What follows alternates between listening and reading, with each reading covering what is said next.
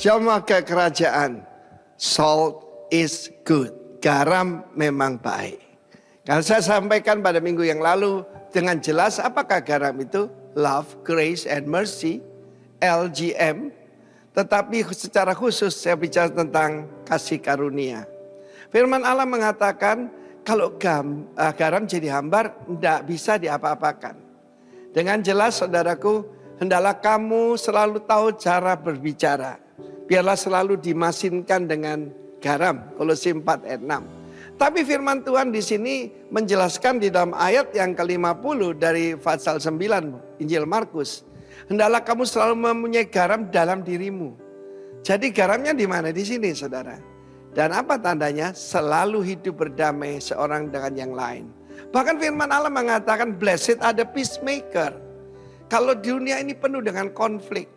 Karena itu dalam hidup saya mengambil keputusan mau dipakai Tuhan jadi apa? Peacemaker. Dalam hidup saya selalu antara suami istri, orang tua dengan anak. Dan kita sebagai agent of change. Sebagai peacemaker selalu hadir dan melakukan yaitu pendamaian. Itu suatu pelayanan yang sangat luar biasa. Seperti saya katakan garam itu menghentikan kerusakan. Kita lihat bagaimana ikan asin sebagai contoh ya. Kalau tidak dikasih garam ya sudah busuk. Dan busuknya mulai dari kepala. Hati-hati pada pemimpin. Firman Tuhan menjelaskan selalu ada garam di dalam dirimu. Karena itu ini bukan doing tapi being. Sekali lagi semuanya itu ada daftarnya. Yaitu di dalam Matius pasal 5 tadi. Dan tetapi firman Tuhan juga berkata kamu akan digarami dengan api. Api dalam Alkitab selalu tentang pemurnian, tentang penyucian. Yaitu bagaimana kalau kita proses membuat garam saja. Kita lihat bagaimana ya perlu panas matahari dan sebagainya. Bahkan saya melihat dengan mata kepala sendiri waktu saya pelayanan di Krayan. Di situ ada satu keluarga yang hidup dari 2 sumber kecil. Sumur yang lebarnya cuma segini saudara ya. Cuma 2 biji. Setiap hari bisa menghasilkan garam senilai 1 juta rupiah. Dan itu warisan daripada nenek moyangnya. Dan bagaimana bisa jadi garam dari air lalu kemudian diproses dengan api baru jadi garam. Dan saudaraku saya mencecapnya memang bukan cuma asin tapi penyedap rasa. Luar biasa saudaraku ya. Jadi setiap anak Tuhan harus selalu ada garam di dalam dirinya. Garam perdamaian. Dan kalau kita belajar firman Tuhan, semua kurban harus dengan garam. Mulai dengan grain offering. Grain itu ya biji-bijian lah. Ya gandum misalnya. Itu dipersembahkan dengan garam. Kurban juga dikasih garam. Apa Tuhan itu suka kambing asin? Bukan. Garam selalu berarti kasih. Kalau saya memberikan persembahan, tapi tanpa kasih, tidak ada artinya saudaraku. Ya. Jangan dengan duka atau paksa tapi bukan sukarela. Karena Allah mengasihi orang yang memberi dengan sukacita. Kenapa sukacita? Karena memberi dengan kasih. Kita tahu kita bisa memberi tanpa kasih. Kami tidak mungkin mengasihi tanpa memberi. Saya kira renungkan ini saudaraku. Hendaklah selalu ada garam di dalam dirimu. Karena itu kehendak Tuhan. Ya toh? Kalau hambar. Ya, perkataan kan bisa dicecap dengan telinga ya. Hambar atau sedap didengar ya. Semua yang baik, yang patut dipuji biarlah keluar dari mulut kita. Dan nama Tuhan akan ditinggikan. Dalam nama Tuhan Yesus. Amin. Amin. Puji nama Tuhan, shalom. Sekali lagi shalom Bapak Ibu Saudara. Haleluya. Selalu ada sukacita di dalam hidup kita. Amin. Saya semua makin berdiri. Kita akan memulai ibadah kita di siang hari ini. Mari kita sama-sama berikan tepuk tangan yang terbaik bagi Tuhan kita. Amin.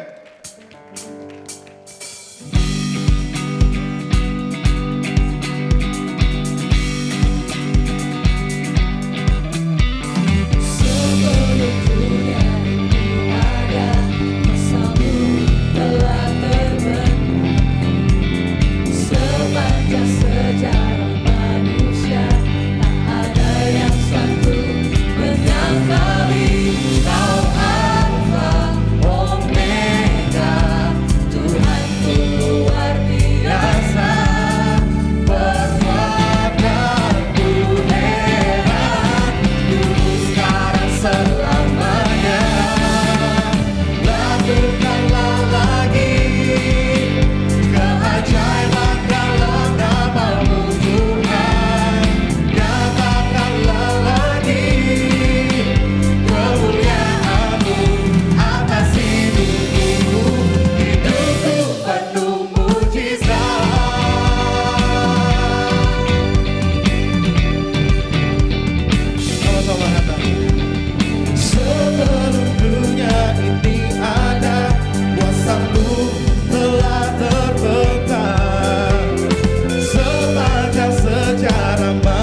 dahsyat, tak ada yang sanggup menyangkali Kau Alfa Omega, Tuhanku luar biasa, perkataanmu hebat, dulu sekarang selamanya.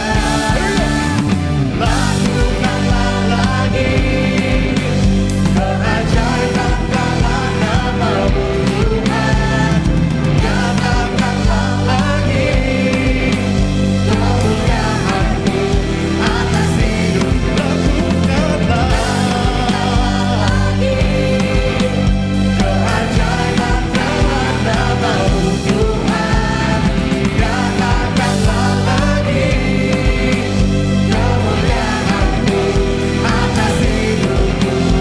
Hidupku penuh mujizat.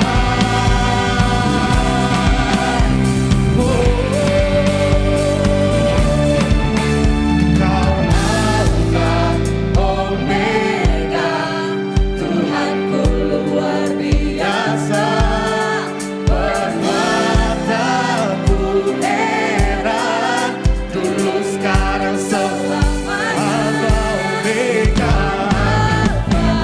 Omega, luar biasa, perbuatanmu heran, dulu sekarang selamanya.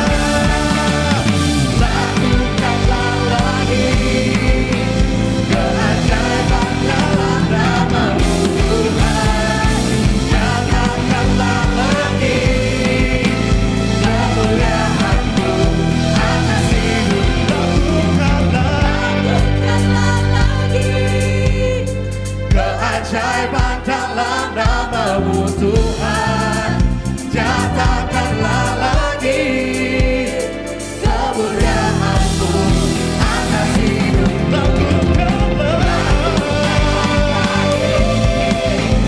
Keajaiban dalam nama-Mu Tuhan, nyatakanlah lagi kemuliaan-Mu atas hidupku.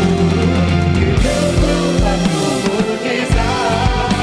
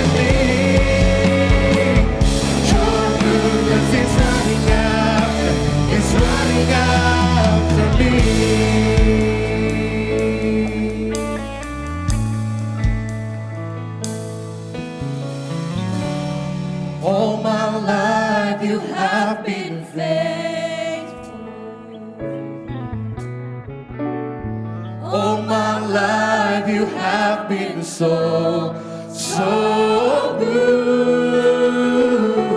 With every breath that I am able, yes, I will sing of the goodness of God.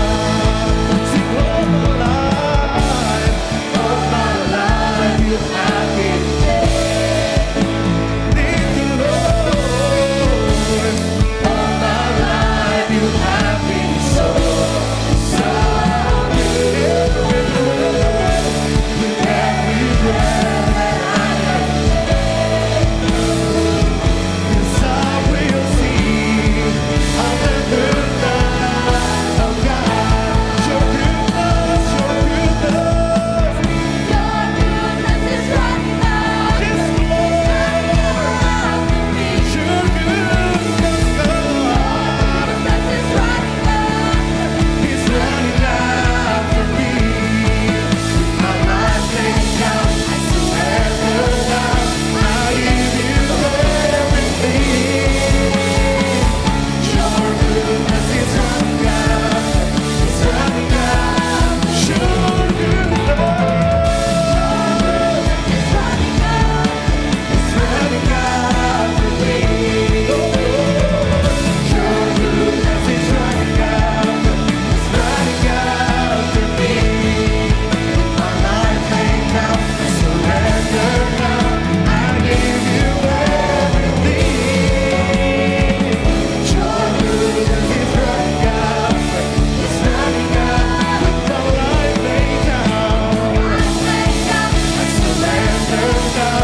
I give you everything. Your goodness is running out. It's running out. My life laid down. I surrender now. I give you everything. Your goodness is running out. It's running after me.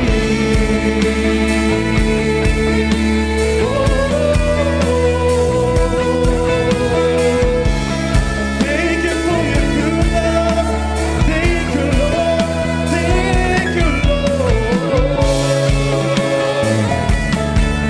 Terima kasih Tuhan atas kemurahan-Mu, keberkahan-Mu Bapa.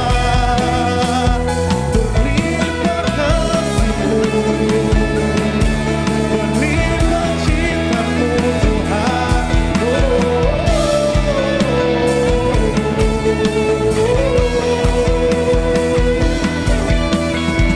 Kami berjalan bersama-Mu Tuhan, melangkah dalam janji-janji-Mu Yesus. Kebaikan-Mu mengelilingi kami seumur hidup kami. Thank you, Lord. Thank you, Lord.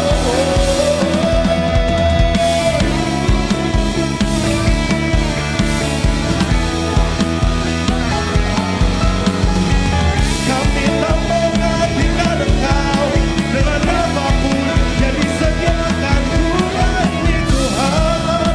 Berjalan dalam-Mu, melangkah bersama-Mu Yesus. Menyembah-Mu, mengajar-Mu Tuhan Yesus.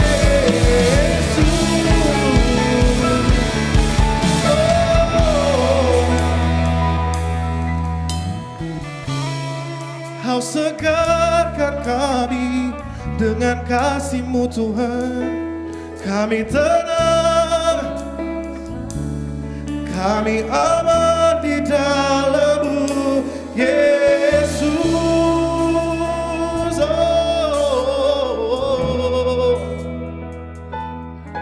Ya Tuhan,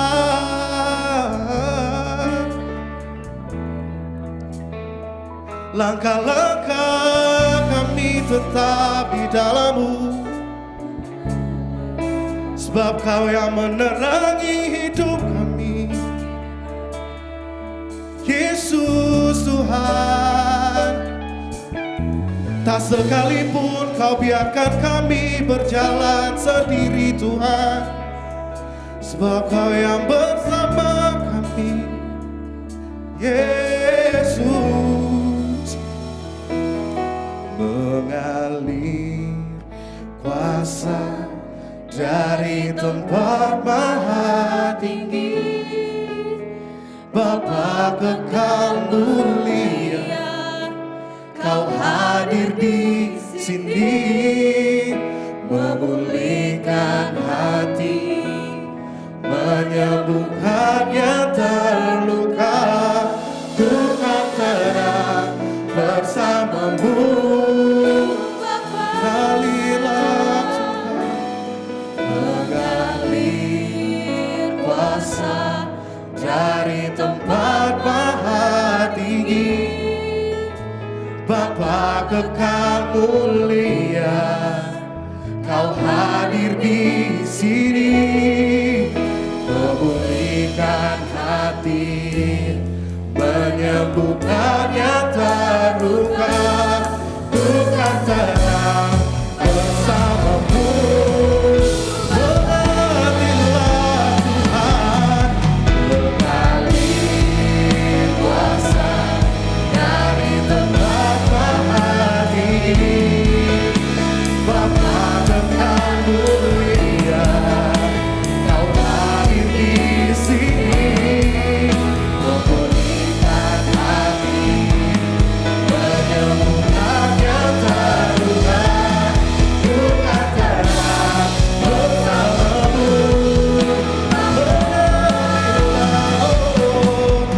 mengalir kuasa dari tempat maha tinggi, Bapa kekal mulia, kau hadir di sini, memulihkan hati, menyembuhkan yang terluka. Tuhan tenang bersamamu, kami tenang Tuhan, Tuhan tenang bersamamu, Tuhan tenang Tuhan, Tuhan tenang bersamamu, kami tenang bersamamu,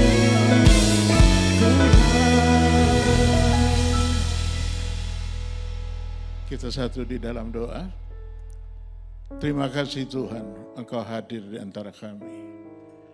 Saatnya kami mau membuka hati dan pikiran kami, dan hamba undang Roh Kudus beracaralah, berbicara kepada kami.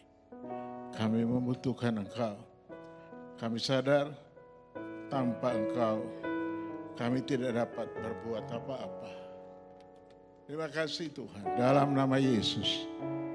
Amin. Silakan duduk Ibu Bapak yang kekasih. Puji Tuhan. Ya, saya senang sekali setiap kali datang di Makassar. Ini saya paling jarang ke Makassar. Walaupun saya lahir dan besar di Makassar. Kalau tanya saya orang mana, saya berdiam di Bekasi itu sudah mengembalakan di Bekasi sudah 40 tahun. Jadi saya harus katakan jujur, Tuhan itu luar biasa. Tuhan Yesus itu luar biasa. Dan saya bisa duduk di sini, saya bisa berdiri di depan saudara ini pun, ini anugerah Tuhan. Anugerah yang tidak bisa diukur dengan apapun juga. Kita selalu menganggap sesuatu yang biasa-biasa. Padahal apa yang Tuhan buat itu luar biasa. Tuhan selalu buat hal-hal yang luar biasa. Tuhan selalu buat hal-hal yang luar biasa. Berikan tepuk tangan untuk Tuhan.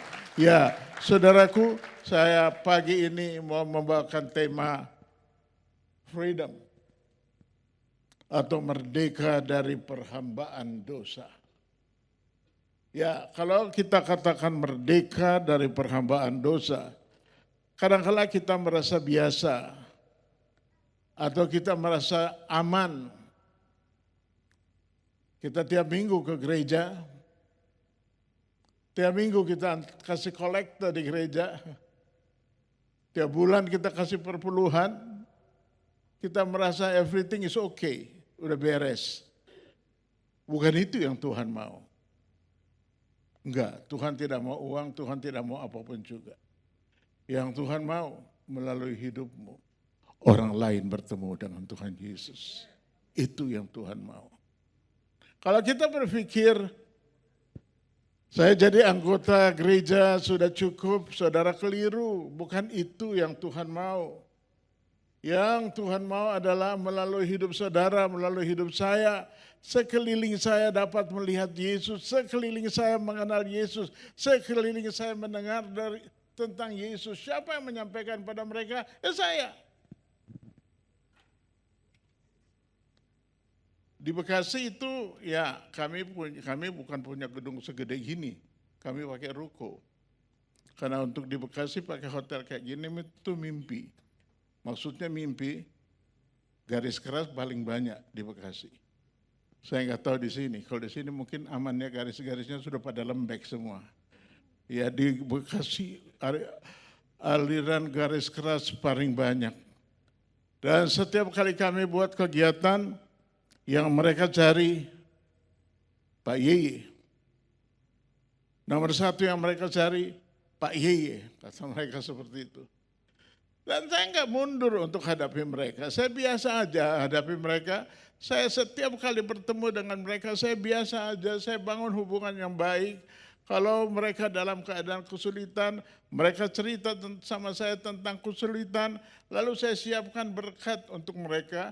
Bukan materi, tetapi saya berikan berkat untuk makan sehari-hari. Dan mereka sangat menganggap saya Bapak. Jadi hubungan ini yang bisa membuat segala sesuatu baik. Tapi yang menjadi masalah, kita masih diperbudak atau enggak? Kadang-kadang kita bilang kita tidak diperbudak. Saudara, kadang kita lupa, satu aja yang sering kali kita lakukan, lalu kita katakan biasa om. Saya itu kalau habis makan, nggak ngisap satu batang, asam mulut saya. Kan biasa, ya kan? Padahal ini keterikatan yang dibuat untuk kita. Waktu kita lakukan itu terus-menerus, maka hidup kita semakin parah. Paru-paru kita bermasalah. Dan kita bermasalah. Nah saudaraku yang kekasih, saya mau mengajak kita buka firman Tuhan yang terambil dari Galatia pasal 2. Galatia pasal 2 ayatnya yang ke-20. Galatia pasal 2 ayat 20. Mari sama-sama kita baca 3, 2, 1. Silakan.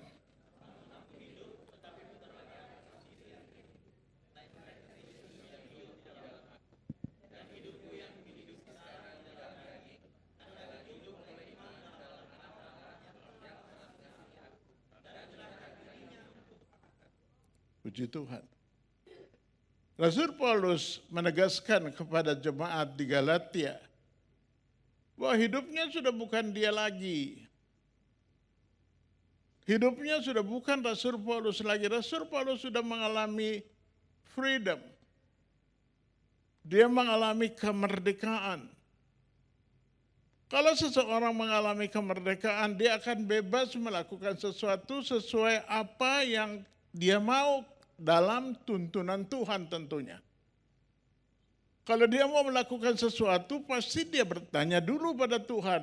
Dan setiap kali dia lakukan sesuatu, Tuhan selalu menyertai dia. Dan Tuhan tidak pernah meninggalkan orang yang bersungguh hati kepada Tuhan. Saudara, kalau kita jujur kata, berapa lama kita aktif di gereja? Berapa lama kita jadi orang Kristen, kita aktif di gereja? Ini yang menjadi masalah bagi kita. Saya harus jujur katakan, kekristenan tidak menyelamatkan. Tidak, kekristenan tidak menyelamatkan. Yang menyelamatkan Tuhan Yesus. Setuju untuk itu? Kristen gak menyelamatkan kok. Saudara pikir saudara jadi orang Kristen tiap minggu ke gereja, kasih kolekta. Terus saudara ada musuh, ada orang yang saudara tidak suka di dalam gereja. Saudara benci dengan seseorang yang ada dalam gereja. Itu dikatakan saudara belum dimerdekakan. Orang yang sudah dimerdekakan adalah orang yang bebas dengan siapapun juga. Mungkin dia menghadapi tantangan, mungkin dia menghadapi penolakan, mungkin dia tidak disenangi, mungkin dia dibenci, mungkin dia dibuat tidak adil. Tetapi untuk dia hal itu menjadi satu proses yang membawa dia lebih dekat dengan Tuhan. Yang setuju bilang amin. Kadang-kadang kan kita tidak mau, kalau bisa kita aman. Kita dekat dengan Tuhan dan kita aman. Dan kalau aman saja kita cari, kita nggak ketemu itu. Karena setiap kali orang datang kepada Tuhan, dia dibentuk dulu, dibentuk sejadi mungkin. Nah, banyak orang yang masih gini, saya suka datang ke Tuhan. Saya berdoa loh. Waktu saya berdoa, Tuhan kasih saya nomor. Ini celaka 17. Sorry. Di Bekasi cuma saya banyak orang Batak dan orang keturunan Cina. Banyak. Batak banyak, keturunan Cina banyak. Dan kalau orang Batak, mereka selalu punya prinsip, jangan coba-coba mengganggu atau menyebut kami sia-sia. Kami bisa marah sejadi-jadinya.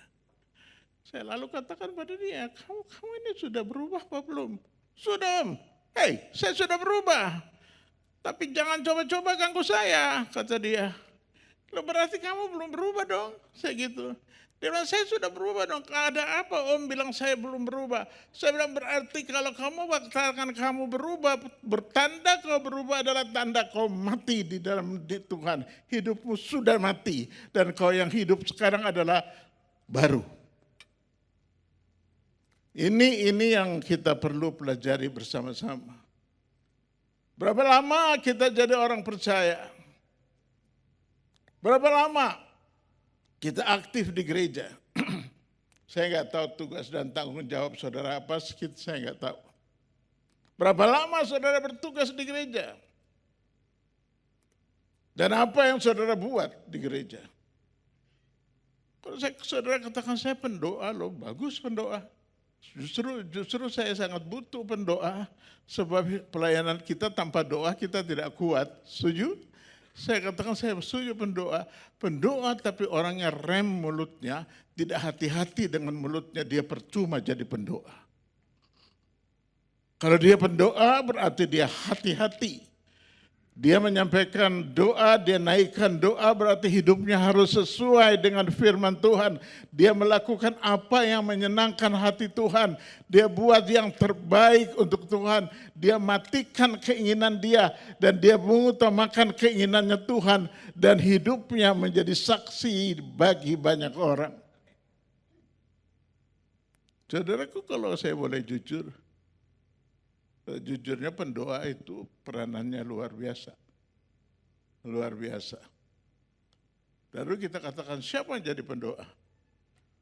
Kalau jujur kita katakan setiap orang yang percaya pada Tuhan Yesus, dia pendoa. Setuju untuk itu?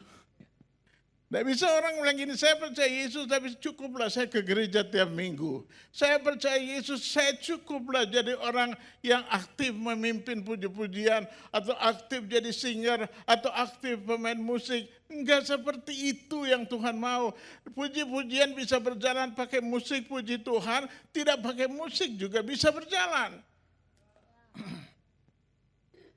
Jadi kalau kita sudah bisa main musik, kita semakin merendahkan diri. Kenapa? Sebab waktu saudara merendahkan diri, urapan Tuhan turun pada saudara. Begitu saudara pegang alat musik, semua jemaat mendengar dan semua diurapi Tuhan. Saya selalu katakan gitu pada teman-teman. Coba kalau kita merasa kita hebat, tandanya kita gagal. kita masih terikat, kita masih dibelenggu, kita belum bebas. Dan kita perlu koreksi periksa diri kita. Selagi saya berbicara ini, apakah saudara sudah merdeka atau belum? Sebab kalau saudara katakan saudara sudah merdeka, artinya saudara bisa bercerita tentang kebaikan Tuhan yang saudara alami. Kalau saya bisa bilang saya merdeka, saya bisa cerita kepada orang banyak kebaikan Tuhan yang saya alami. Beberapa hari yang lalu, saya di mall, namanya Met Mall Bekasi. Di Met Mall, saya lagi duduk, seorang ibu datang duduk di sebelah saya. Saya nengok ibu itu, saya lihat, saya bilang, selamat pagi ibu. Saya tanya, dia bilang selamat pagi. Saya, ibu dari mana aslinya? Dari Medan saya, kata dia. Orang Medan itu kalau ngomong tegas banget kan. Beda loh sama orang Jawa kalau ngomong. Orang Medan ngomongnya tegas sekali. Medan saya. Saya bilang, marga ibu apa? Marga saya Simamora, kata dia. Oh, saya gitu. Ibu aktif di gereja? Oh iya, aku aktif di gereja. Terus dia bilang, tapi saat ini saya sedang mengalami kesulitan. Saya bilang, kesulitan apa bu? Dia katakan, kesulitan ekonomi, kata dia. Nah bu, kalau ekonomi mah kecil mah, saya gitu sama dia. Dia bilang, bapak ini sombong kali, kata dia tuh. Bapak ini sombong sekali. Ekonomi kecil, kalau saya mah ekonomi nggak ada artinya bu. Kenapa? Saya menyembah Tuhan yang punya ekonomi di atas segala-galanya. Saya berikan tepuk tangan yang mulia untuk Tuhan. Dia bilang, ih, bapak ngomong, bapak rupanya pendeta. Kata dia begitu. Saya bilang, benar, saya pendeta. Bapak gerejanya di mana? Saya kasih alamat gereja saya. Dia katakan masuk di gereja kompleks itu, di pojok itu anaknya ada namanya Pak Paulus, kata dia. Ya itu sahabat saya. Saya bilang begitu. Itu sahabat saya. Pak Paulus bilang, gereja yang di depan itu, di depan pojok itu 3 ruko, saya bilang, iya itu saya. Dia katakan, gembalanya orang Ambon, kata dia. Saya, namanya Pak Yeye, kata dia. Saya lah itu, saya bilang begitu. Dia bilang, kok putih, kata dia. Istriku ada istri saya di sudut sebelah. Istri saya bilang, itu, Eda ya, kalau perempuan. Eda, tidak semua orang Ambon hitam. Ya, kecuali bos kita yang duduk di depan ini. Dia hitam, tapi dia hitam manis. Jadi betul, ku lihat Bapak dari tadi, ku tengok Bapak dari tadi, ku pikir orang keturunan Cina. Saya keturunan Cina, dia bilang putih. Saya bisikin istri saya, gue dibilang putih. Saya gitu. Terus istri saya bilang, jangan kegeeran lu. Dan ibu itu katakan, ya kata Pak Paulus, Bapak bersahabat sama orang semua yang ada di sana. Oh saya sifatnya kayak gitu. Karena saya sudah matikan segala keinginan saya. Jadi saya bergaul sama siapa saja, saya bergaul. Mau dia pengemis, mau dia tukang jual bakso, mau dia kerjanya apa, saya kawan sama mereka semua. Jadi kalau saya masuk di kompleks saya, yang jual bakso bisa teriak, Pak Yeye, saya angkat tangan. Ya, yang penting Tuhan tahu siapa saya. Nah ini yang menjadi masalah bagi kita sibuk dengan diri kita sendiri. Kita tidak mau memikirkan perasaan orang lain. Kita tahu apa yang kita buat sudah yang terbaik. Dan ini yang membuat kegagalan bagi kita. Kegagalan yang terjadi di dalam hidup kita. Kita gagal bisa menyatakan kebaikan Tuhan. Kita gagal bisa bercerita tentang kebaikan Tuhan. Kalau saya mau katakan, kenapa kita gagal bercerita tentang kebaikan Tuhan? Karena kita nggak punya pengalaman dengan Tuhan. Kita nggak punya pengalaman. Bagaimana pengalaman kita dengan Tuhan? Waktu kita hadapi masalah, kita ditolak, kita dibenci, itu pengalaman sama Tuhan. Orang ngomongin kita itu pengalaman sama kita. Bagaimana reaksi kita terhadap penolakan itu?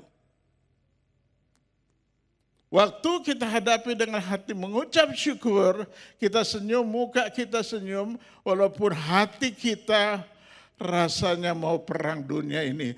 Tapi kita mengucap syukur, orang yang di depan kita melihat, ih baik juga Bapak ini ya, gendut-gendut hatinya baik, kata mereka. Saya ini baru kurus loh, baru turun 20 kilo badan saya ini. Berarti kalau saudara lihat saya sekarang sudah ya anugerah Tuhan, badan saya kurus jauh. Istri saya mengatur pola makan saya, jadi badan saya turun 20 kilo. Nah saudaraku, waktu kita ikut Tuhan, kita dibentuk sama Tuhan. Nah dibentuk sama Tuhan itu kalau jujur gak enak. Tidak ada pembentukan yang disebut enak. Tidak ada pembentukan yang disebut bahagia. Enggak ada. Orang yang dibentuk Tuhan pasti dia sakit, pasti dia kecewa, pasti dia merasa tertolak. Itu pembentukan. Saya saksikan. Saya lahir dan besar di kota Makassar. Ya. Waktu saya masih kecil, ibu dan bapak saya bercerai. Saya umur 6 tahun. Waktu itu rumah kami di Jalan Botolempangan. Kalau saudara tahu Jalan Botolempangan, saya kecil itu tinggal di situ. Terus yang saya melihat ibu saya orang yang paling mudah sakit hati. Dia disakitin, dikecewakan sama suaminya. Dia sakit hati, kata-kata tidak enak yang selalu saya dengar dari ibu saya. Saya masih kecil. Nah waktu saya umur berapa ya, saya kelas 4 SD. Saya tinggal di Botolempangan. Sekolah saya itu di seberang lapangan Karabosi. Namanya SD Latihan. Ya dulu SD Latihan namanya, di sebelah apa itu, laboratorium. Saudara masih ingat? Apa saudara datang dari planet lain? Ya, saya sekolah di situ. Jalan kaki saya ke sekolah dengan teman-teman. Oh, saya masih ingat sekali, seragam kami waktu itu putih coklat, kemeja putih, celana coklat. Di dekat sekolah, lampu merah menyala. Lampu merah zaman dulu kan bukan lampu merah kayak sekarang, setiap pojok perapatan ada lampu merah. Zaman dulu hanya di tengah. Jadi kami dan teman-teman berdiri lihat lampu merah tunggu. Tiba-tiba ada motor berhenti di sebelah saya sambil ngegas motor itu. Sambil ngegas motor itu, saya nengok, lihatnya bawa motor. Saudara, saya terkejut dan terkejut dan terkejut sekali. Karena yang di atas motor itu, papa saya dan kuntilanaknya. Ya. Saudara, saya lihat itu jaraknya cuma 1 meter, saya sama dia. Wah, saya sampai sekolah saya nggak bisa belajar. Nah, itu awalnya saya berontak dalam hidup saya. Sampai di sekolah saya nggak bisa belajar. Kebetulan saat itu guru saya, mama saya punya adik sepupu. Mama saya punya adik sepupu, punya samperin saya dan dia katakan, "Lu ada apa Nyong?" Kata dia begitu. Saya enggak jawab, saya hanya senyum. Dia kata, "Oh Nyong lihat tadi papa di perapatan." Kata, "Oh saya bilang, tante lihat juga?" Dia bilang, "Iya." Saya enggak jawab lagi. Dia bilang, "Nyong harus kuat. Memang orangnya kayak gitu." Oh, kalau mereka ngomong firman Tuhan bagus. Mereka ngomongan kata-kata yang tambah bikin kita pusing kepala dengarnya. Lalu saya diam. Saya pulang ke rumah dan mulai dari saat itu, hidup saya aneh dan jahat sekali. Enggak ada hidup benar dalam hidup saya. Dan terakhir, saya umur 16 tahun, 20 tahun, 18 tahun. Saya harus masuk tahanan. Saya enggak tahu tahanan dulu di jalan dekat seberang sana ada tahanan, kantor polisi, saya ditahan di situ. karena terlibat kejahatan. Om saya waktu saya dicari polisi, saya itu ngelari kemana-mana. Bisa seminggu saya nggak mandi, nggak ganti baju. Saya lari kemana-mana karena saya nggak mau ditangkap polisi. Tiba-tiba om saya jemput saya. Kaget saya, om saya berdiri, motornya berdiri di depan saya. Terus saya lihat om saya senyum, om saya bilang naik. Ya naik. Sampai rumahnya mandi, ganti baju rapi, habis makan malam, om saya katakan, saya bawa kamu ke sini, kamu mau apa? Kata dia. Om, besok saya terbang ke Jakarta aja om. Om, saya lihat saya tuh dia katakan, kamu ngomong kamu tahu saya siapa? Saya sebut namanya, omnya. Dia bilang, saya aparat negara. Kok ajak saya berbuat salah? Kalau saya ikuti mau kamu, saya salah di mata negara. Dalam hatiku, pasrah gua, kalau tahu gua ngabur tadi malam. Terus saya bilang, saya diam, dia katakan, besok kamu harus ditahan. Saya diam, saya nggak mau ngomong sama om. Saya nggak mau ngomong sama dia. Dalam hatiku, ngapain lu jemput gua? Kalau mau suruh gua masuk penjara, kayak gitu. Udah saya diam aja. Sampai di penjara, masuk di kantor polisi, orang hormat semua sama om saya di belakang om saya. Om saya katakan ini ponakan saya. Dia berkesalahan, namanya ini, mereka buka data. Oh iya, dia ini lagi dicari, kami lagi nyari dia. Kata gitu, om saya bilang, tahan dia. Buat yang terbaik untuk dia. Om saya pulang, senyum juga sama saya enggak. Saya bilang dalam hatiku, gua enggak bakalan injek rumah lu lagi. Saya bilang gitu. Gua nyesel, tapi logat Makassar ya. Gua nyesel dekat sama lu. Ngapain lu jemput gua kalau lu antar gua cuma ke penjara. Saya dalam hatiku seperti itu. Terus saya dengan teman saya yang jatuh kejahatan itu ada 5 orang.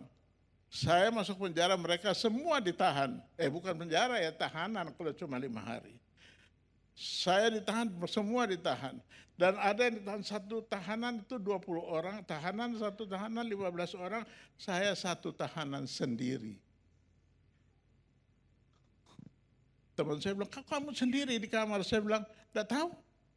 Saya dikasih kamar sendiri. Teman saya bilang, itu VIP, bagus itu kau.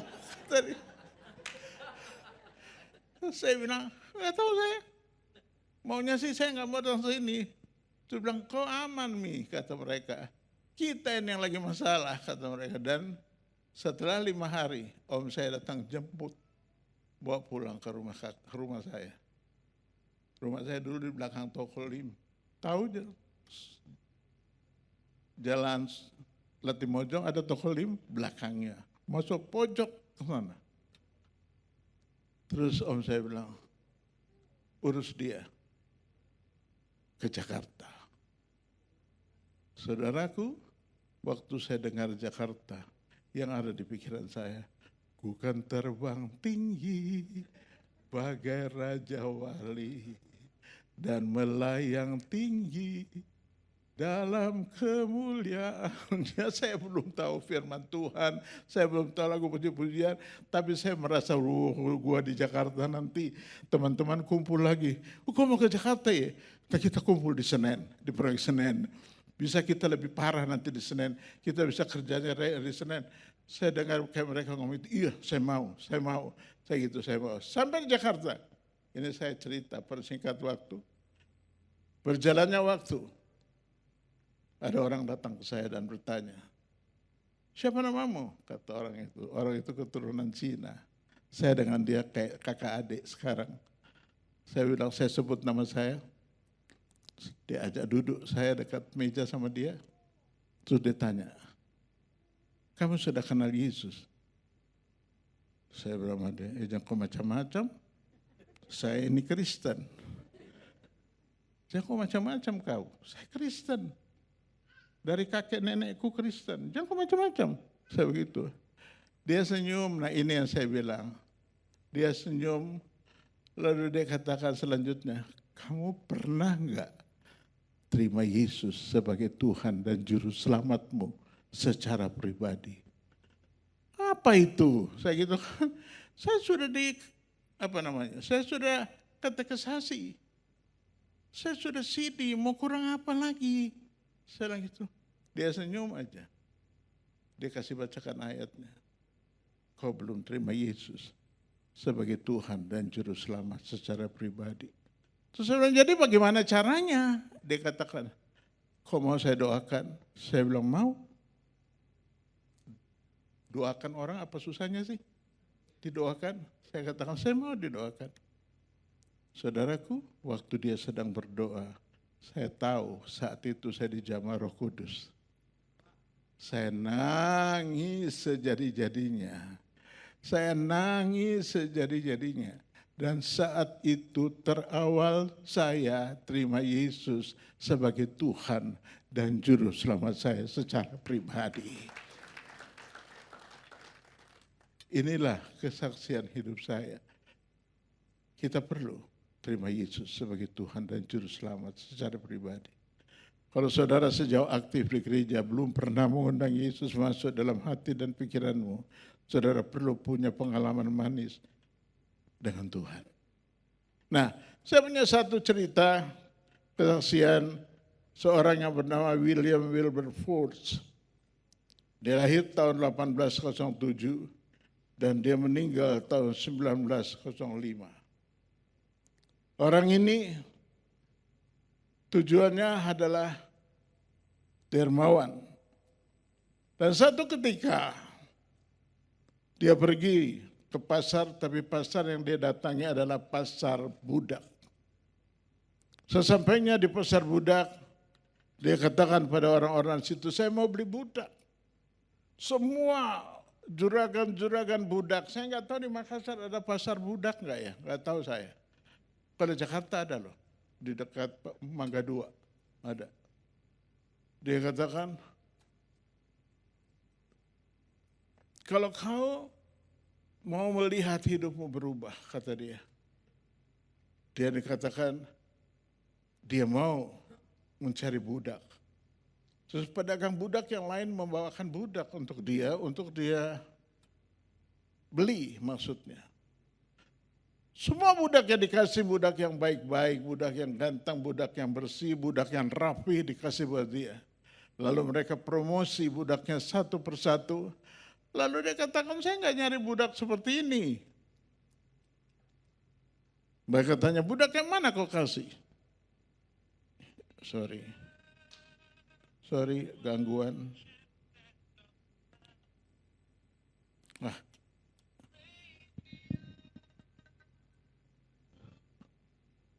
budak kayak mana kau cari? Dia katakan, saya cari budak yang beringasan. Saya cari budak yang ugal-ugalan.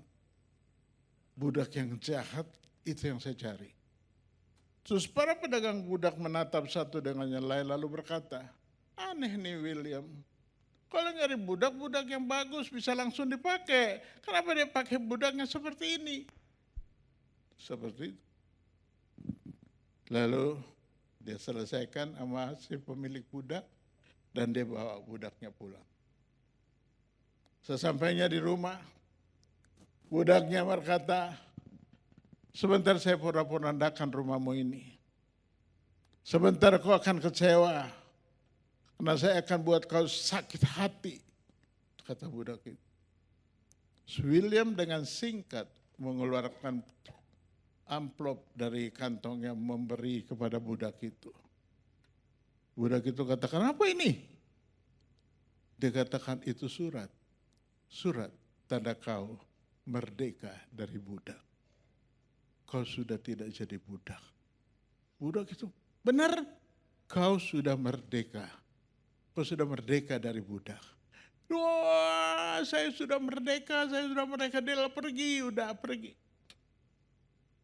Sudah gak ada hubungan dengan William. Berapa waktu lamanya, budaknya hidup entah kemana. Tiba-tiba budaknya termenung, lalu berkata dalam hatinya, saya mau ngapain ya? Saya sudah merdeka, tapi saya nggak bisa buat apa-apa. Saya sudah diberikan kemerdekaan tetapi saya nggak ngerti mau buat apa. Kata budak itu. Terus budak itu katakan, saya mau kembali ke orang yang terbaik yang pernah saya ketemu. Dia kembali bertemu dengan William. Sesampainya di rumahnya William, dia katakan, saya serahkan hidup saya untuk kamu. Kamu yang merubah saya dari orang jahat menjadi orang berarti. Pakai hidupku seumur hidupku. Pakai saya seumur hidupku. Saya suka merenungkan kisah ini. Dan kalau saya sadari, kisah budak ini adalah kisah saya dan saudara. Kita sudah ditebus, tapi apa yang kita buat untuk Tuhan? Pertanyaannya, ada orang gak bertobat melalui hidupmu? Ada orang gak datang kepada Yesus melalui kau? Atau kau berputar di situ aja, berputar terus masalahmu itu aja. Terus setiap hari masalah, ke gereja, bertengkar sama orang gereja, ribut sama orang gereja. Kenapa? Kau budak, kau belum dimerdekakan dari budak. Dan pagi ini, saya rindu kita mengalami kemerdekaan. Setuju untuk itu? Yang setuju boleh angkat tangan lebih tinggi dari kepalamu. Amin. Saudara bebas dari perbudakan. Dan saudara berjanji sama Tuhan melalui hidupmu.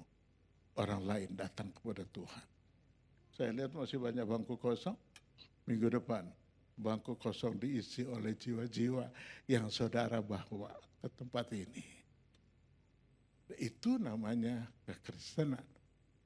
Kok kekristenan kita tiap minggu masuk gereja, bagus masuk gereja. Kasih kolektor, bagus kasih kolektor. Kasih perpuluhan, bagus lagi kasih perpuluhan. Tapi itu saja yang kita lakukan, kita bermasalah sama diri kita sendiri. Yang Tuhan mau melalui kau, ada orang datang kepada Yesus. Dengan cara bagaimana? Mulutmu cerita. Yesus itu Tuhan. Saya enggak terbatas tukang jual bubur ayam, saya cerita tentang Yesus. Waktu saya mau doakan orang itu, dia nangis. Terus saya katakan, Mas, kenapa nangis Mas? Saya dulu pengikut Kristus, Pak. Saya tinggalin Kristus karena saya ketemu perempuan bidadariku. Dan ternyata saya sampai sekarang hancur. Tadinya saya kerja di perusahaan baik-baik, sekarang saya jadi tukang jual bubur ayam. Saya bilang, ya, Yesus yang bisa membuat kita berubah. Kalau kau sungguh-sungguh sama Yesus, hidupmu berubah. Kita semua. Kalau kita sungguh-sungguh sama Tuhan Yesus, hidup kita mengalami perubahan. Kalau kita sungguh-sungguh sama Yesus, kita pun mengalami mujizat demi mujizat. Kita nggak cari berkat dari manusia, kita tahu berkat Tuhan luar biasa ada di depan saya. Saya sangat mengucap syukur untuk berkat yang Tuhan siapkan untuk saya. Di depan saya ada berkat yang luar biasa. Dan saya tidak pernah takut menghadapi masalah. Karena saya tahu pertolongan Tuhan luar biasa. Saya tahu pertolongan Tuhan luar biasa. Semakin, ya berikan tepuk tangan yang meriah untuk Tuhan. Ya, semakin berat tantangan, semakin berat tekanan, semakin berat beban yang saya hadapi, sebesar itu juga mujizat yang saya dapat dari Tuhan.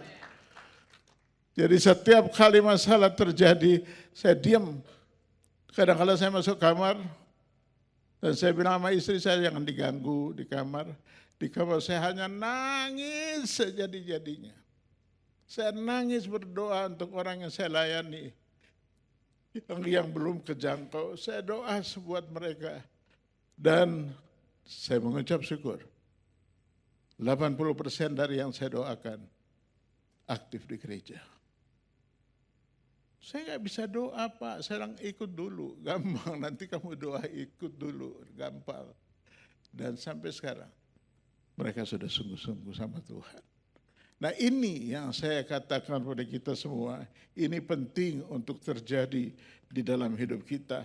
Saya tidak mau biasa-biasa, saya mau luar biasa. Saya mau luar biasa. Tuhan buat perkara yang luar biasa terjadi di dalam hidup kita. Saya tertarik mau membacakan Matius 15 ayat 13 sampai dengan ayatnya 16. Bisa dihidupkan di depan. Matius 5 ayat 13 sampai 16. Saya minta dengan hormat, saudara bangkit berdiri dan membacanya dengan suara keras. Matius 5 ayat 13 sampai ayat 16. Silakan. Kamu adalah garam dunia. Jika garam itu menjadi tawar, dengan apakah ia diasinkan? Tidak ada lagi gunanya selain dibuang dan diinjak orang. Kamu adalah terang dunia. Kota yang terletak di atas gunung tidak mungkin tersembunyi. Lagi pula orang tidak menyalakan pelita lalu meletakkannya di bawah gantang, melainkan di atas kaki dian, sehingga menerangi semua orang di dalam rumah itu. Demikianlah hendaknya terangmu bercahaya di depan orang, supaya mereka yang melihat perbuatanmu yang baik dan memuliakan Bapamu yang di surga. Puji nama Tuhan. Silakan duduk. Saudaraku, jelas sekali dari Matius 5 ayat 13 ini dikatakan, kamu garam dunia. Saya paling sering tekankan hal ini buat jemaat di Bekasi. Kalau garam sudah tidak asin lagi, mau diapain? Saya suka tema kita di sini. Kalau garam sudah tidak asin lagi, buat apa? Garam yang dibutuhkan adalah fungsinya. Kalau dia asin, dia dibutuhkan. Tapi kalau sudah tidak asin lagi, Alkitab mengatakan dibuang. Dan saya ulangi, dibuang dan kok enggak semua? Dibuang dan yang lebih keras, dibuang dan diinjak-injak orang. Bukan injak sekali, injak 2 kali. Kalau kita merasa kita ini garam, ya pastikan kita berfungsi. Nah ini yang mau saya ulangi. Berapa lama kita jadi pengikut Kristus? Pertanyaannya, kita berfungsi apa enggak? Itu yang paling penting.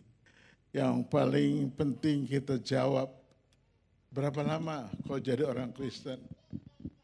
Kau berfungsi apa enggak? Saya enggak setuju kalau ada orang bilang begini, saya jadi Kristen karena saya kawin sama si A atau si B atau orang tua saya. Itu dia belum Kristen. Sebab pada waktu dia terima Yesus sebagai Tuhan dan Juru Selamatnya secara pribadi, dia pribadi menerima Yesus. Dan dia dikatakan garam. Nah kalau garam sudah tidak berfungsi, guna apa lagi? Garam itu buat apa lagi? Enggak ada gunanya. Selain dibuang dan diinjak-injak orang. Saya sering kali merenungkan, kalau dibuang oke-oke aja, tapi kalau diinjak-injak orang, Alkitab mengatakan ini kata-kata yang sangat-sangat pedas untuk kita.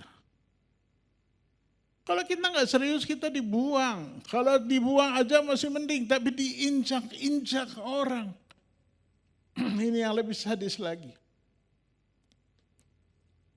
Mari kita lebih sungguh-sungguh ikut Tuhan. Saya harapkan minggu depan ada orang baru yang datang ke sini. Orang yang saudara layani. Dan dia datang kemari mengikuti ibadah di tempat ini karena Tuhan Yesus. Bukan karena siapa-siapa. Karena Tuhan Yesus. Saya akhiri dengan kesaksian seorang yang bernama Nelson Mandela. Dia pemimpin, salah satu pemimpin, dan Nelson Mandela dia pemimpin di Afrika Selatan. Nelson Mandela pernah masuk tahanan. Dan di dalam tahanan, dia sering dilakukan kasar oleh seorang sipir. Seorang sipir sering kali menganiaya dia. Dia sering kali dianiaya. Dan berjalannya waktu, Nelson Mandela keluar dari tahanan. Dan waktu dia keluar dari tahanan, dia jadi presiden di Afrika Selatan. Saudara, apa yang dia lakukan pada waktu dia jadi presiden? Nomor satu yang dia lakukan, dia cari sipir yang sering memukul dia. Waktu beritahukan kepada sipir, Pak Nelson Mandela cari kamu. Kira-kira apa yang ada di hati sipir itu? Jantungan, deg-degan, bisa jadi dia terkencing-kencing, ketakutan. Kamu harus menghadap Nelson Mandela, kata dia. Dia datang, setelah Nelson Mandela dinobatkan jadi presiden, orang yang Nelson Mandela panggil adalah sipir itu. Waktu Nelson Mandela samperin sipir itu, apa yang Nelson Mandela lakukan? Dia peluk sipir itu. Dan dia berkata, I love you. Saya mengasihi engkau. Saudaraku yang kekasih, kejahatan dibalas dengan kebaikan. Itu yang Tuhan mau. Kalau kejahatan dibalas dengan kejahatan, perang dunia ketiga akan datang. Tapi kejahatan dibalas dengan kebaikan, maka Indonesia, seluruh dunia akan dipenuhi dengan kedamaian. Saya itu jadi pokok doa saya. Saya akan melihat pemilu besok membawa damai untuk kita. Saya akan melihat sehabis pemilu akan ada damai. Karena Tuhan, kita anak-anak Tuhan berdoa untuk pemilu. Indonesia akan dipenuhi kemuliaan Allah. Indonesia, berikan tepuk tangan yang meriah. Indonesia dipenuhi kemuliaan Allah. Saudara enggak biasa-biasa, saudara jadi lebih dari biasa-biasa. Kenapa? Karena membuat Indonesia penuh kemuliaan Allah. Ada saudara di dalam situ. Saya mau lakukan itu. Saya mau sungguh-sungguh untuk itu. Sebab saya tahu Tuhan tidak pernah berubah. Dan janjinya tidak pernah gagal. Janji Tuhan tidak pernah gagal. Janji Tuhan tidak pernah gagal. Saya merenungkan kebaikan hati Nelson Mandela. Belum tentu saya jadi orang Nelson Mandela, orang yang pukul-pukul saya tiap hari dia ketemu saya lalu saya ampuni seperti itu. Belum tentu. Tapi yang dilakukan Nelson Mandela, firman Tuhan, balas kejahatan dengan kebaikan. Saya mau mengakhiri dengan berkata pada saudara semua, saya enggak tahu masalah saudara apa. Saya enggak tahu persoalan rumah tangga saudara apa. Saya enggak tahu ekonomimu bagaimana. Tapi ingat, buat yang terbaik. Kalau Tuhan ada bersama saudara, apa saja yang saudara inginkan, dia memberkati saudara. Dia yang merubah masalahmu menjadi sukacita. Ada Tuhan bersama-sama dengan kita. Jangan takut, jangan bimbang. Tuhan Yesus baik. Dan buatkan hatimu, biarkan Tuhan bekerja. Biarkan Tuhan bekerja dengan sungguh-sungguh. Agar hidupmu semakin diberkati Tuhan. Amin. Mari kita sehati kita berikan tepuk tangan yang meriah.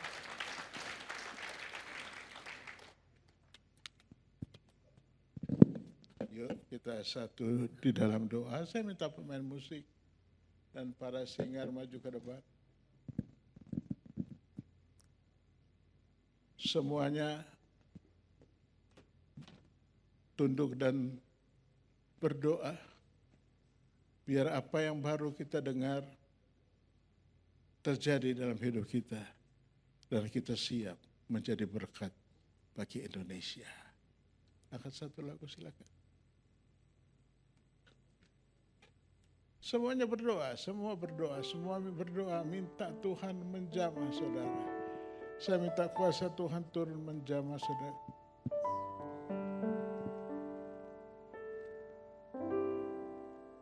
Mengiringmu seumur hidupku,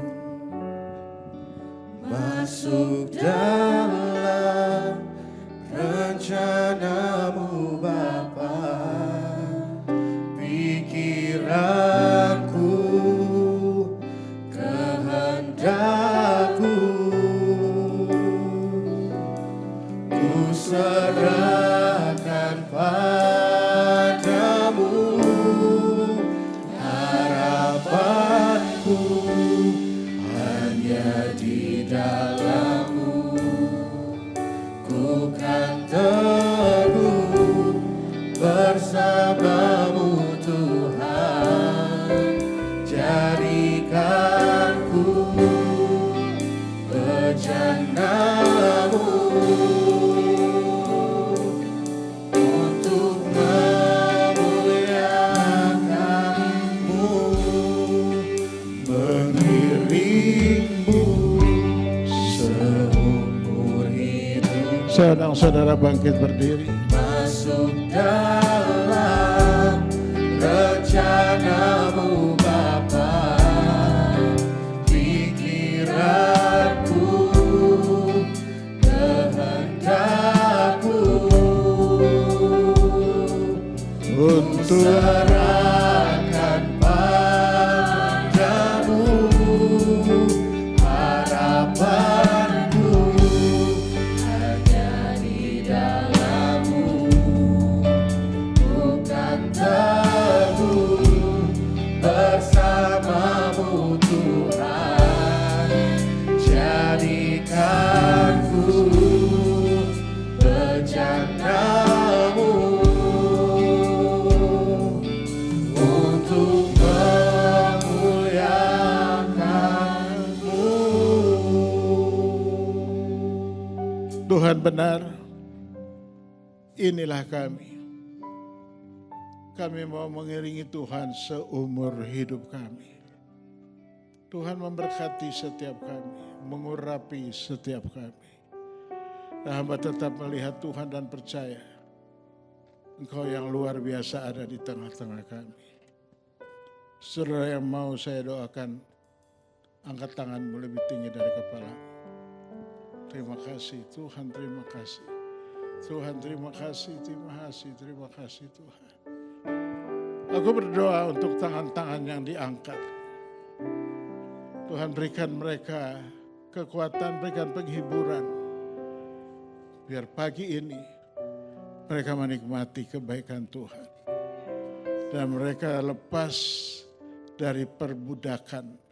Mereka tidak diperbudak, tetapi mereka merdeka. Merdeka melalui hidup kita semua. Kita memerdekakan orang lain. Terima kasih, tangan-tangan diturunkan. Aku mengucap syukur kepada Tuhan.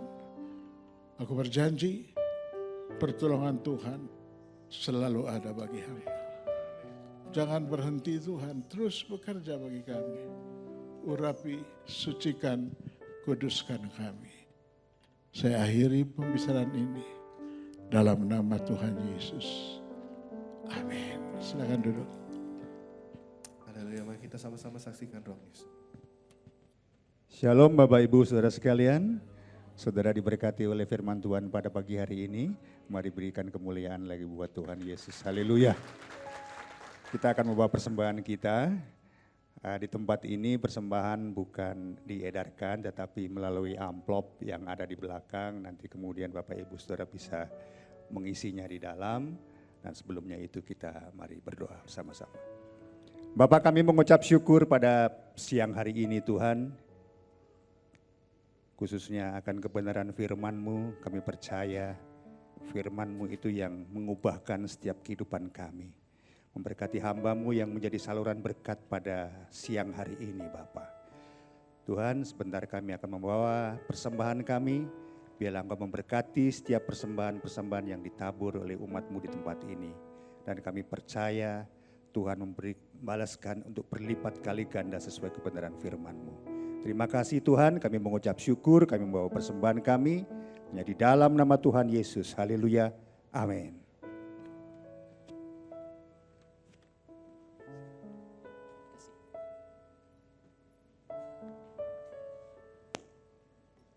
Baik, Bapak Ibu Saudara, mohon waktunya sebentar untuk beberapa pengumuman yang cukup penting berikut ini.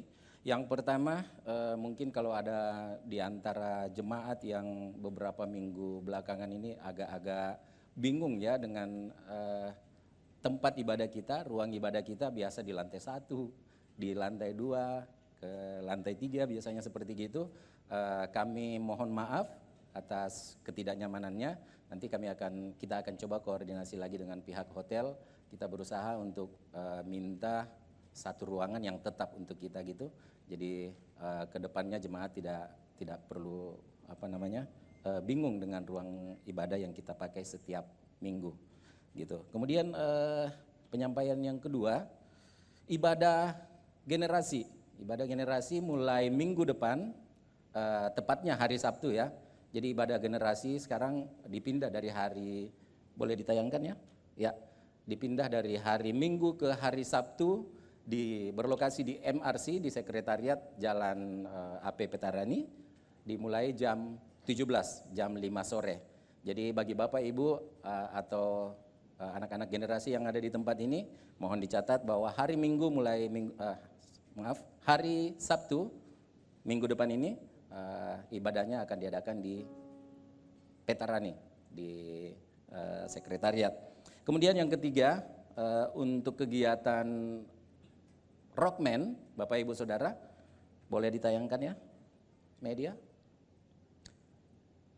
Ya, dalam rangka anniversary month, salah satu kegiatan kita itu adalah Camp Rockman, dan ini sudah ada disebar di grup maupun di media sosial gereja kita. Kami sampaikan bahwa kegiatan ini akan diadakan tanggal 7 sampai 9 Maret, diadakan di Malino dengan biaya pendaftaran itu 750.000 Bapak Ibu.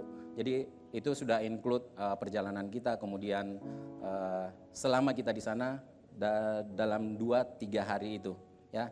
Jadi saya pikir gini Bapak Ibu, dengan apa yang kita keluarkan 750.000 mungkin tidak kita boleh bilang tidak mahal gitu ya dengan nilai-nilai yang akan kita dapatkan gitu.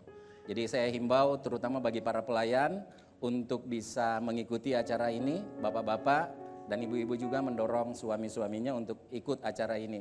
Nanti akan ada diberikan link untuk pendaftaran. Link tersebut akan disebar di grup WA maupun di media sosial, dan link itu juga digunakan untuk mendaftar dan mengupload biaya pendaftaran yang sudah ditransfer atau yang sudah dibayarkan. Jadi gitu. Kalau ada yang masih merasa agak bingung dengan link pendaftaran, nanti mungkin bisa hubungin saya, bisa hubungin beberapa bapak di sini yang jadi pengurus Rockman. Ada Pak Agus di sana, Pak Jerry. Juga bisa ke sekretariat atau nomor telepon admin yang ada ya? Ada, ya. Jadi ada nomor telepon admin yang bisa dihubungi untuk lebih jelasnya. Demikian penyampaian tambahan, saya kembalikan kepada tim Praise Worship. Tuhan Yesus memberkati. Haleluya, kita semua diberkati, amin.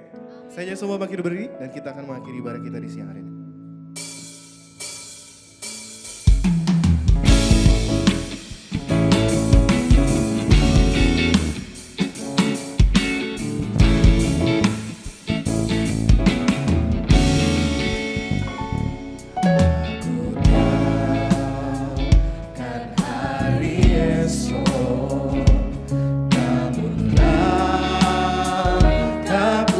Tegap, ku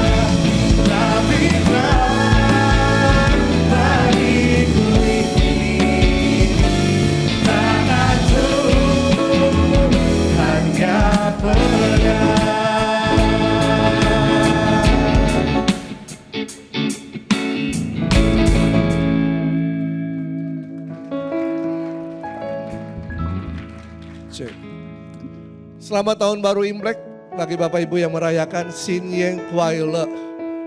Gong Si Fa Choi, angpau lai nanti ya. Haleluya. Oke, jadi Bapak Ibu, mulai minggu depan generasi pindah ke hari Sabtu di MRC. Dan nanti mulai Maret tanggal 3 kita akan ada 2 ibadah. Ibadah pagi yang pertama jam 8:30, yang jamnya generasi diganti jam ibadah umum. Yang pertama, dan ibadah yang kedua jam 10:30 seperti jam ini ya. Dan ada beberapa kegiatan yang bulan Maret kita akan juga doakan. Kita akan doakan juga untuk tim misi yang akan minggu depan yang akan ke Parepare, Pinrang, Sidrap. Mereka akan melayani beberapa gereja di sana. Berapa ibadah yang akan dilayani Pak? Pak, 8 ibadah yang akan dilayani, berapa gereja? 4 gereja. Mari kita berikan tepuk tangan ya. Kita berdoa juga untuk itu, dan kita juga akan berdoa untuk pemilu nanti tanggal 14 Februari. Mari kita berdoa, kita minta anugerah Tuhan. Tuhan, kami berdoa, kami memberkati ibadah-ibadah kami pada bulan Maret nanti. Kami minta anugerah Tuhan dalam nama Tuhan Yesus, biar semua bisa terlaksana dengan baik. Kegiatan anniversary month kami Tuhan, semua pembiayaan tercukupi dalam nama Tuhan Yesus. Bahkan mendatangkan kemuliaan dan menjadi berkat bagi kota Makassar. Kami berdoa juga untuk tim misi minggu depan yang akan pergi ke Parepare, Pinrang, Sidrap. Tuhan yang menyertai dengan tanda-tanda heran dan kuasa Tuhan. Berkati, dan kami percaya apa yang mereka sampaikan, apa yang mereka taburkan, itu akan menjadi kekuatan bagi gereja-gereja Tuhan. Sehingga mereka pun bertumbuh dalam kehendak Tuhan. Mereka melakukan kehendak Tuhan, menjadi pelaksana kehendak Tuhan di muka bumi ini. Kami juga berdoa Tuhan bersama-sama. Mari Bapak Ibu kita bersama-sama berdoa untuk pemilu tanggal 14 Februari. Di dalam nama Tuhan Yesus, kami berdoa, tanggal 14 Februari pemilu akan damai. Semua bisa terlaksana dengan baik. Bahkan semua rancangan-rancangan buruk untuk hal-hal itu yang sudah dipersiapkan, kami patahkan kuasanya. Setiap rancangan-rancangan buruk menjadi rancangan-rancangan kebaikan. Bahkan sesudah pemilu nanti Tuhan, kami berdoa situasi akan tetap aman. Situasi akan tetap terkendali. Karena Tuhan yang pegang kendali. Tuhan yang berdaulat. Siapapun yang terpilih adalah kedaulatan Tuhan. Terima kasih Tuhan. Kau yang memberkati bangsa ini. Kau yang menolong bangsa ini. Sehingga bangsa ini terus naik, maju untuk kemuliaan nama Tuhan. Dan di bangsa ini akan banyak orang akan bangkit dan percaya kepada Yesus Kristus Tuhan. Kami melepaskan damai sejahtera untuk bangsa ini. Mulai dari Pulau Aceh sampai di Papua sana Tuhan. Dalam nama Tuhan Yesus ada kedamaian. Nama Tuhan saja yang dipermuliakan. Terima kasih Tuhan, terima kasih. Dan kami percaya setiap mereka yang terpilih, baik presiden, wakil-wakil rakyat, baik yang ada di pusat, di tingkat 1, tingkat 2, semuanya dalam kedaulatan Tuhan. Dalam nama Tuhan Yesus, kami mengucapkan berkat untuk Indonesia. Diberkati Indonesia, diberkati tanah, air, udara Indonesia. Diberkati semua penduduknya. Diberkati gereja-gereja Tuhan. Dalam nama Tuhan Yesus. Berbahagialah kamu, rukunlah kamu. Ketahuilah bahwa kamu adalah garam dunia. Berfungsilah sesuai rasanya. Menggarami dunia ini. Dan diberkatilah kehidupanmu dalam nama Bapa, Putra, dan Roh Kudus. Diberkati hidupmu, diberkati hidup nikahmu, diberkati keluargamu, diberkati apapun yang kau kerjakan untuk kemuliaan nama Tuhan. Tuhan memberkati. Tangan-tanganmu akan menjadi tangan-tangan kesembuhan. Tangan-tangan keberkatan. Tangan-tangan yang akan menolong banyak orang. Perkataanmu adalah perkataan yang memberkati. Perkataanmu adalah perkataan yang menghidupkan. Perkataanmu adalah perkataan yang memulihkan. Perkataanmu adalah perkataan firman Tuhan. Diberkati kehidupanmu. Diberkati engkau dengan sehat, kuat. Penyertaan Tuhan sempurna atas kehidupanmu. Dan sekali percaya Yesus, tetap untuk selama-lamanya. Dalam nama Tuhan Yesus Kristus. Yang percaya katakan amin. Tuhan Yesus memberkati.